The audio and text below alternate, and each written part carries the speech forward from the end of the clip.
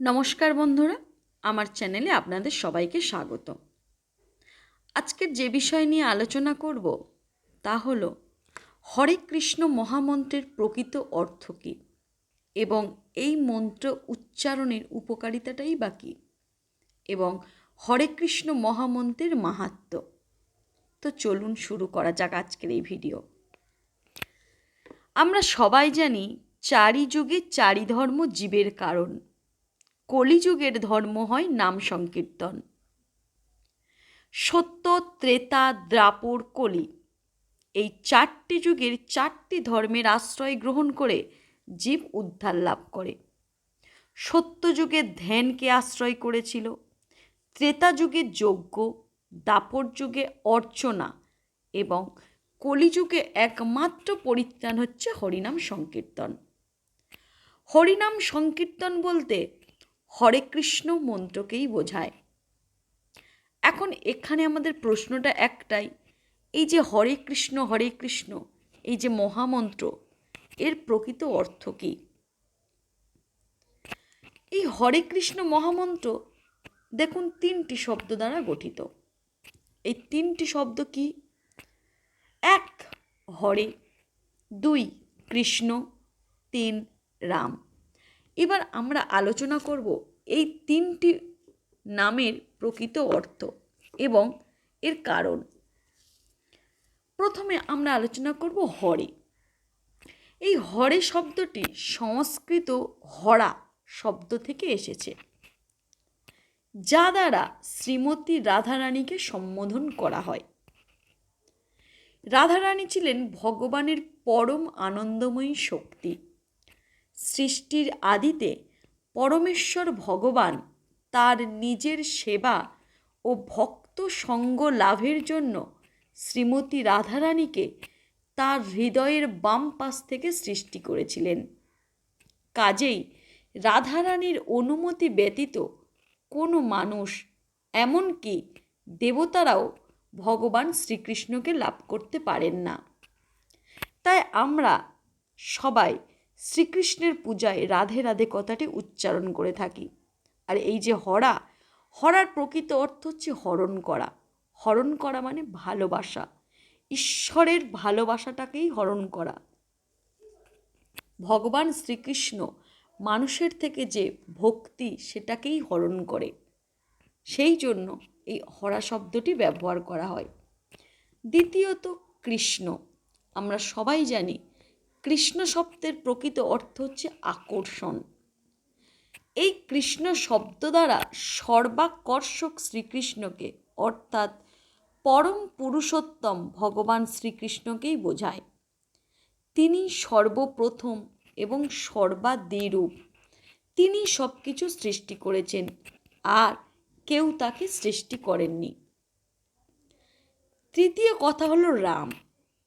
রাম শব্দ দ্বারা সর্ব আনন্দদায়ক শ্রীরাম বলরামকে বোঝায় এবং বলরাম বৃন্দাবনে সবার অন্তরে আনন্দ সঞ্চার করেন। তাই বলরামকে আমরা ভগবানের লীলা অবতার রূপেও দেখতে পাই। আর শুধু রাম শব্দকে বলরামই বোঝায় না, ভগবান রামচন্দ্রকেও এই রাম শব্দে বদলানো হয়, কারণ ভগবান রামই ছিলেন ভগবান শ্রীকৃষ্ণের আরেক অবতার। অর্থাৎ হরে কৃষ্ণ মহামন্ত্রের সঠিক অর্থ হচ্ছে, হে সর্বকর্ষক পরমেশ্বর ভগবান শ্রীকৃষ্ণ, হে সর্বনন্দদায়ক ভগবান শ্রী বলরাম, আপনারা আমাকে কৃপাপূর্বক আপনাদের চিন্ময় জগতের প্রেমময়ী সেবায় নিয়োজিত করুন। কলিযুগে কৃষ্ণনাম ব্যতীত জীব কখনোই ভগবত ধাম লাভ করতে পারে না। শিশু মাতৃকোলের জন্য যেভাবে ব্যাকুল সুরে কান্না করে, তেমনি আমরাও যদি ব্যাকুল চিত্তে ভগবানের কীর্তন করি, তাহলে ভগবান শ্রীকৃষ্ণ অবশ্যই আমাদেরকে কৃপাদান করবেন। হরের নাম হরের নাম হরের নামৈব কেবলম কলৌ নাস্তব নাস্তব নাস্তব গতির নাথা। অর্থাৎ কলিযুগে হরিনাম ছাড়া গতি নাই, গতি নাই, গতি নাই। এই কলিকালে হরিনাম ছাড়া আর কোনো গতি নাই। এই নাম নিলে আমাদের আত্মার মাঝে এক পরম শান্তি নেমে আসে। তাই আপনারা হরি নামের আশ্রয় গ্রহণ করুন এবং সংসার রূপ কারাগার থেকে মুক্ত হয়ে পরমেশ্বর ভগবান শ্রীকৃষ্ণের আলয় গোলকধাম বৃন্দাবনে অর্থাৎ আমাদের প্রকৃত আলয়ে ফিরে যান। এবার আলোচনা করব এই হরিনাম মহামন্ত্রের উপকারিতা কী। প্রথমত, হরিনাম মহামন্ত্র হল ভক্তির প্রতীক। হরে কৃষ্ণ মন্ত্রটি ভগবানের প্রতি ভক্তি, প্রেম এবং ভালোবাসার একটি শক্তিশালী প্রকাশ। এই মন্ত্র জপ করলে ভক্তের মনে ঈশ্বরের প্রতি গভীর অনুভূতি তৈরি হয় এবং নতুন সম্পর্ক স্থাপন হয় ভগবানের সাথে। 2. মোক্ষ লাভের পথ।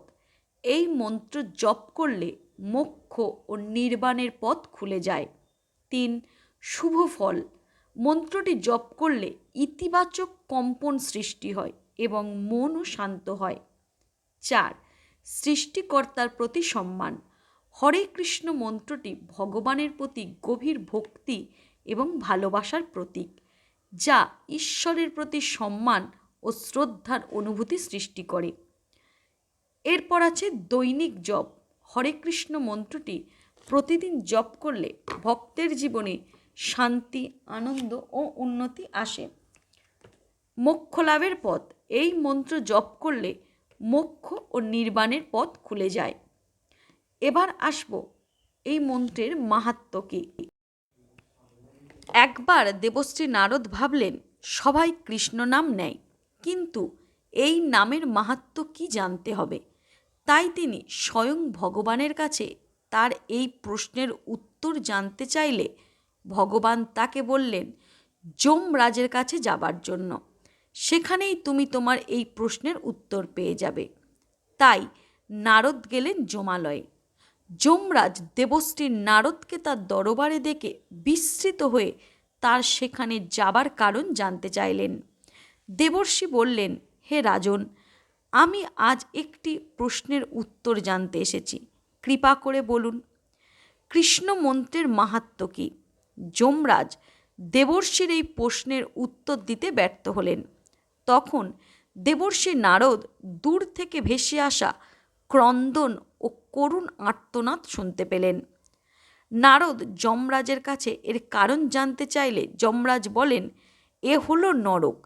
যে পাপী ব্যক্তিদের শাস্তি দেয়া হচ্ছে এ তাদেরই আর্তনাদ। এই শুনে দেবর্ষি সেই স্থানে যাওয়ার প্রার্থনা জানান। তখন যমরাজ দেবশ্রীকে বলেন, ঠিক আছে, কিন্তু আপনি সেখানে গিয়ে কোনো কথা বলতে পারবেন না। দেবর্ষি নারদ রাজি হলেন এবং যমরাজ নারদকে সেই স্থানে নিয়ে গেলেন। সেখানে গিয়ে এই সব পাপীদের ভয়ঙ্কর কষ্ট দেখে নারদ হে কৃষ্ণ বলে ধ্বনি দিতে লাগলেন। আর এই ধ্বনি যখন পাপীদের কর্ণে প্রবেশ করছে, ধীরে ধীরে সবাই মুক্ত হয়ে স্বর্গধামে চলে যাচ্ছে। এই হলো আমার কৃষ্ণ নামের মহিমা। কর্ণে প্রবেশ করা মাত্রই সবাই সর্বপাপ থেকে উদ্ধার হয়ে গেল। আর এই নাম স্মরণের মহিমা তো অপার। আসুন আমরা সবাই মিলে এই নাম একবার স্মরণ করি। হরে কৃষ্ণ কৃষ্ণ কৃষ্ণ হরে হরে, হরে রাম রাম রাম হরে হরে। বন্ধুরা, আমার এই ভিডিওটি যদি আপনাদের ভালো লেগে থাকে তাহলে আপনারা আমার এই ভিডিওটিতে একটা লাইক করবেন। আর যারা আমার ভিডিওতে নতুন তারা অবশ্যই আমার এই ভিডিওতে একটা সাবস্ক্রাইব করবেন। আর এরকম ভিডিও পেতে হলে অবশ্যই আমার চ্যানেলের সাথে সবসময় যুক্ত থাকবেন। নমস্কার।